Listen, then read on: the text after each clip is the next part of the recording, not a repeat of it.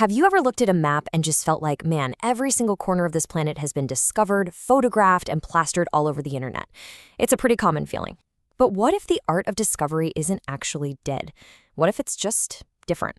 Today, we're going to dive into the story of one photographer who has spent his entire life proving that empty waves and real, true adventure are still out there for the taking. And this quote just hits the nail on the head, doesn't it? It gets right to the heart of the issue. We've all seen those amazing photos of perfect, glassy waves with nobody around. But the reality? Well, you save up your money, you book that flight, you get there, and you find out that dozens, if not hundreds, of other people had the exact same dream. That's the big conflict for anyone looking for just a little bit of solitude these days. So you gotta ask yourself, do places like this, a perfect, unridden wave somewhere on the coast of Algeria, do they even exist anymore? Well, the answer is a resounding yes. And for decades, one guy has made it his life's mission to find them, the photographer John Seaton Callahan. And his story, it's not just about surfing. It's really about the relentless, kind of obsessive chase for the unknown. Now, to really get how Callahan even got his start, we have to kind of jump in a time machine. We're going back to a world before the internet, way before Instagram, a time when print magazines were absolute kings. And it was this very specific moment in history that created a massive opportunity for a new breed of explorer. And this is our guy. Fresh out of UCLA's College of Fine Arts back in '87, John Seaton Callahan stepped right into a world where surf photography wasn't just a hobby, it was a booming industry. And as you're about to see, his timing couldn't have been more perfect.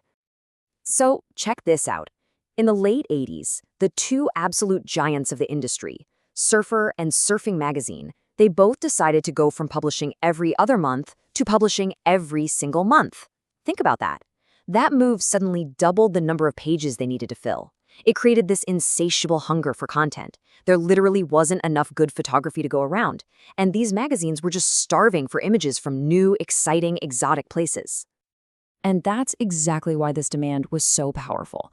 You know, unlike an Instagram post that you scroll past and forget in 5 seconds, a magazine photo, especially a cover, had a 30-day shelf life. It would just sit there on coffee tables and surf shops for a whole month. It was incredibly influential. Nailing that one perfect shot could literally make your entire career.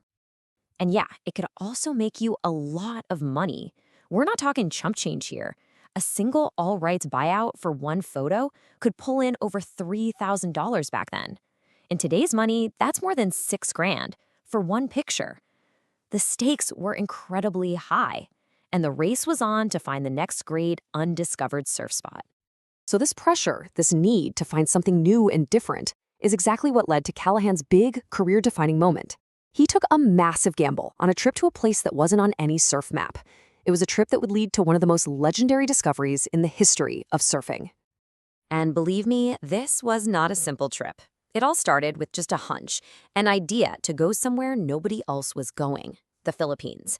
That was followed by 6 months of pure, dogged persistence just to convince an airline to sponsor the tickets. Then, when his main magazine, Surfing, shot the idea down, he didn't give up. Nope. He just pivoted, took the whole project to their biggest rival, Surfer, and in 1992, he and 2 pro surfers landed on Siargao Island, a place so obscure it wasn't even in the guidebooks. They had no clue what they were going to find. And after days of searching and coming up empty, this is what they found. Just a flawless, world-class wave breaking over this super shallow reef. For an entire week, they had it all to themselves in perfect conditions. 4 to 8 foot swells, offshore winds all day, every day. It was paradise. Callahan decided to name it Cloud 9. And this was the payoff. A massive, stunning, multi-page feature in Surfer magazine. The photos became instantly legendary, and they put the once completely unknown island of Siargao on the global surfing map forever. The risk had paid off, big time. But, you know, that was the '90s. As the world got more and more connected, finding new waves meant pushing into far more challenging frontiers. This next chapter of Callahan's career took him and his surfEXPLORE group into some politically volatile and pretty often dangerous places. This, for example, is the Nuadabo Peninsula in Mauritania. It's basically a no man's land. It's not formally part of any country, it's occupied by the Mauritanian army, and it's littered with landmines from decades of war. Yeah, this is where you go when all the easy spots have been taken.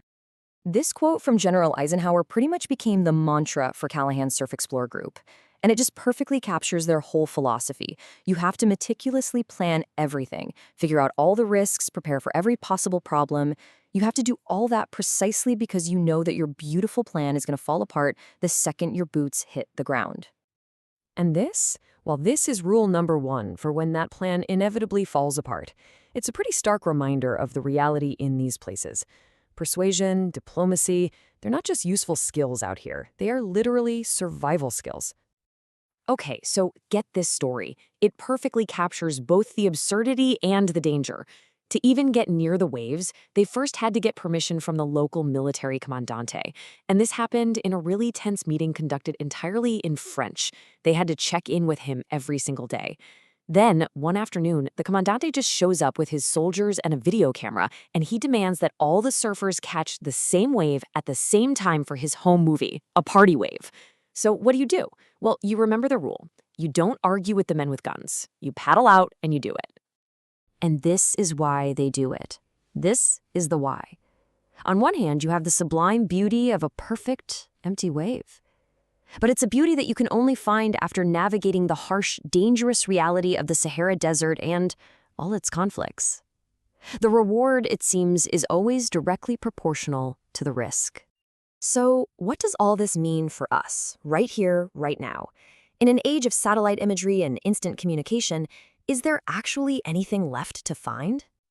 I mean, this is the big question that Callahan's entire career really forces us to think about.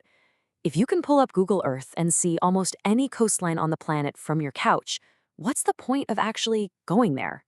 What are you really discovering? And maybe this is the answer.